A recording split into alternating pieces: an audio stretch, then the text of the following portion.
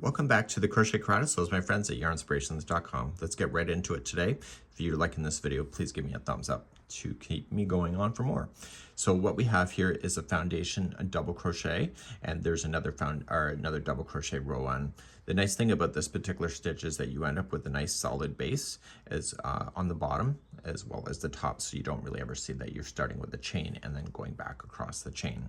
So if you'd like to know what the difference of the counting would be if you were doing foundation instead of a chain work, then you can see the video description. There's a link to how to figure that out. So what we have here is that we're going to start off with doing this process, and it's really quite simple.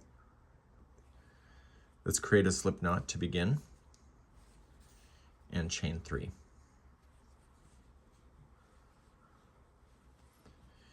You're going to go third chain from the hook, so you're going to yarn over and go third chain, and when you go in the third chain, you need to make sure 2 strands stay on top of the hook and 1 on the base.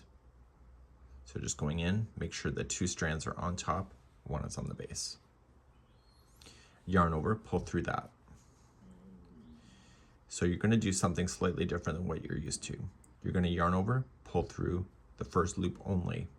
This creates the top of this side of the stitch, and then you create your double crochet as you know it. So just yarn over, pull through 2, and yarn over, pull through 2, and this here is the top of the other side of that stitch. So you can notice it's on an angle. It'll readjust for you. You can pull that front one tight. So to do the next one, you need to go into the beginning of the stitch right here where you just created it.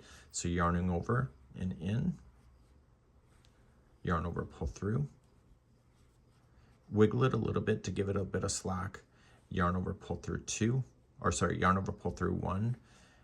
Okay, this creates the top of this side of the stitch, and then create your double crochet as you know it. So yarn over through 2 and through 2, and now this is the top of this side of the stitch. So basically top, top, top, top. So then you just keep moving down. So just yarn over, move to the next stitch you just created, pull through, wiggle it, pull through just 1, and then pull through 2, and then pull through 2. See, now it's starting to look good. So yarning over and in, pull through 1, and then 2 and 2.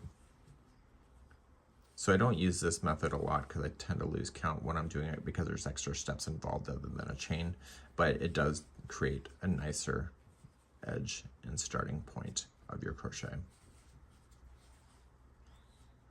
Okay, and then when you're ready to go across your item, see where you are. You're just going to turn your work, and with double crochet, if you don't want the chain 3 to be counting as a double crochet, then what I just do is I just chain 2, and then in the same one at the start here, I just double crochet in.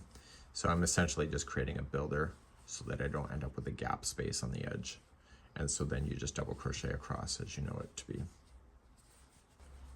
So you're going all the way across so you can eliminate those starting chains that you start with normally, and you want to go right into your last stitch right here. Just like that. And so that would be then your chainless double crochet, and it's called the foundation row. That's it for today. We hope you have a good one.